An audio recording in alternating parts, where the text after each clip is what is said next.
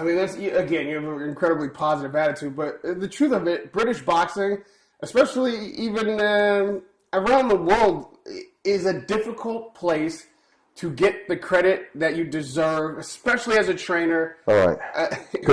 I'm sorry to keep interrupting you, but the thing is, when we're looking for credits or pats on the back, I was born in the 60s, okay? 1961. I'm 63 years old now. And from my generation, from a little African boy, he came to the UK to seek education, to better my life. In terms of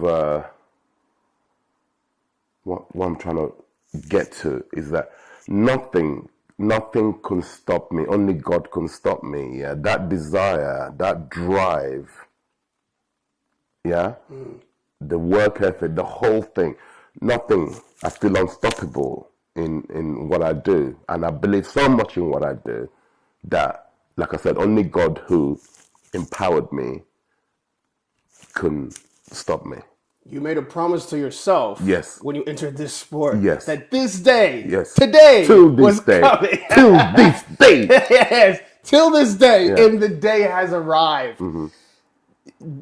Has it? If it hasn't, but if it has, how did you meet that moment? Yeah. So what I'm trying to say, I started speaking and I went off. Yeah. Looking for pats on the back or appraisals or people. No, that's not. I'm not after that. My mission, I haven't even told you. I'm not going to tell you what my mission is. Yeah. I'm on a journey, on a mission. When you're on a mission, you're on a journey. Yeah. I know where I would like the journey to. Yeah. Coincidentally, when Anthony Joshua first won the Olympic gold, and 9 months later we had a meeting with view to work together. When he asked me to become his professional coach, I started crying in my living room. He said, "Uncle, why are you crying?" I told him a brief history of what I'm telling you about my when I came to England. I was on a mission but I didn't know that boxing was the vehicle that was going to take me towards my journey. I didn't know it was boxing coaching.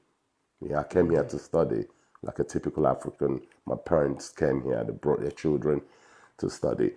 I didn't know it was boxing that was going to be the vehicle that would take me towards my journey to complete my mission. So Anthony, he bear witness to this one day, that when he commissioned me, would I be, because I did work with him as an amateur, and then when he went away, God blessed him, because the way he accelerated and just rose and rose through the amateur ranks, and it was his destiny to go and achieve what he achieved.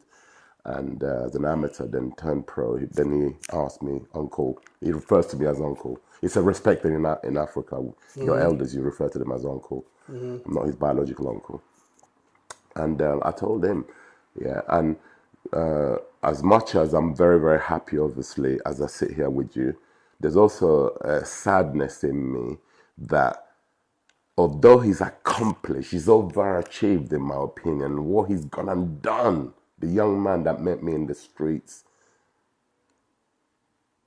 in 2000 round about 2005 to 2007 to ask for my help in the street.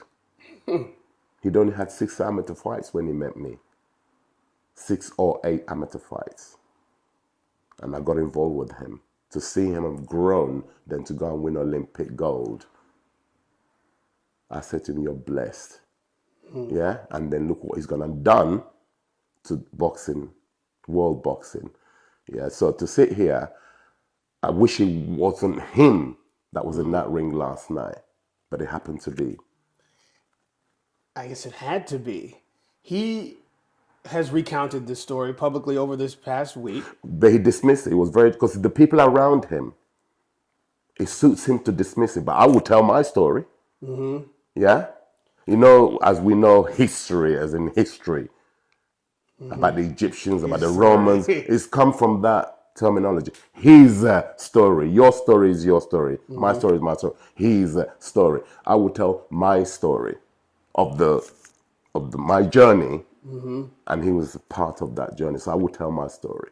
When he comes to the conclusion of that story, though, he says, Don Charles asked me or told me I shouldn't come around to his Correct. gym anymore. But he arrived at that. That quite upset me. I'll be honest with you, because it was like brushed off. Met him in a petrol station. No, you didn't. I met Derek in the petrol station. Him stopped me in the street. And then he sparred Derek. Then I said to him, don't come to the gym anymore. It wasn't quite like that. And this was over a period of 5 years. So you can't just dismiss it like that. It happened. But we're not here today about that. It's just the way you're talking to me, and it's bringing out. I'm a very emotional guy. I understand, and I'm not getting at it for that reason, except that when he says that, I felt there was pain in his voice. Like, Yeah, of course there will be, because he knows the truth. Well, okay. Does the truth differ from that? Hello, you Americans are hello. Yes, I'm afraid so. I will tell my story. My story is not to discredit anybody or to put anyone. No, how it happened. Tell it how it happened. Do you think that at the time that he was at his career, and you had Chisora, who was, I guess, further along in his career, you had a loyalty with Chisora. Yes. That this hurt Yes. Anthony Joshua, that he had to be excluded from training with you. Now you're trying to lure me into actually. No, I'm not going to elaborate anymore today on that particular piece. Okay. Right? Yeah. But it's a sad story. It's a sad story. Yeah. I only asked because I saw it. Yeah. From him. Yeah. It's a sad story. It's a sad story.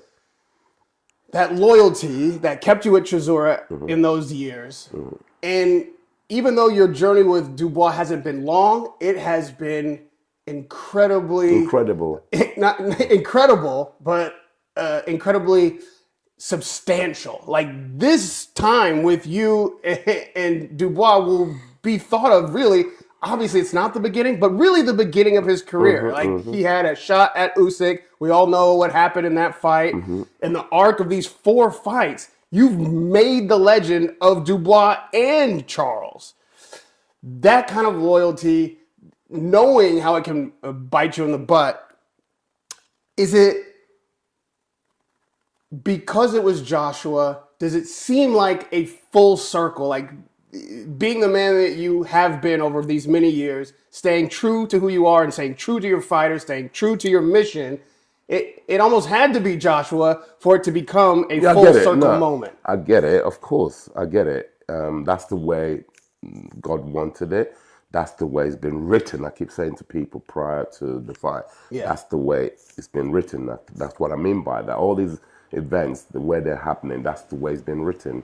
Destiny. Yeah? So, yes, it had to be Joshua, but I wished it wasn't because of the connection. Right. He had a dream to become a 3-time world champion. And how can you write that? Then suddenly the man who's going to aid to stop that is a person who was very close with him from the beginning of his developments. And people would have said, "Oh, Don Charles was a fool. He made a mistake. Look what Joshua went on to do." And yes, Chisora was accomplished, but you wouldn't have been the underdog all these years. Correct. It's all meant for a reason. The way God plans things, us humans, we don't see it, but God has the master plan. Like I always acknowledge Tunde Ajayi, because he says it. God doesn't make mistakes. God's plans, We have our plans, and God, our maker, has plans for us, each and every one of us. And sometimes when it goes wrong, not the way we want it to be, God says, when it's my time, God's time, that's when the right time. And we never know what God's timing is, no matter how much we that's pray what makes and us hope. Human. Yes. But when God rings the bell, and he did on Saturday night, less than 24 hours ago, you'll find out what the plan is. First round. When Dubois dropped Joshua, early, even if you're picking Dubois to win, you're not thinking he's putting Joshua on the canvas inside of the first 2 minutes. In the corner, what are you thinking? Just go stay calm. Stay calm, you know. Don't get excited. It's a fight. It's a 12-round fight. Don't get excited. And he recovered. He got to regroup. Joshua, he got up and he fought on. And he showed a lot of courage. He got up. A lot of fighters would have stayed down.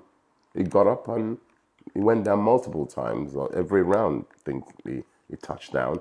And he fought on. And he had us in, when I say momentarily, he clipped us with a couple of significant shots. And Daniel, like I said to you, you know, this kid, the blessed kid, well, he's a young man now, he's 27. Yeah, this blessed young man. I mean, he said, I will not be denied. He said that all through the press conferences, pre-fight press conference. He said it. He said, I will not be denied.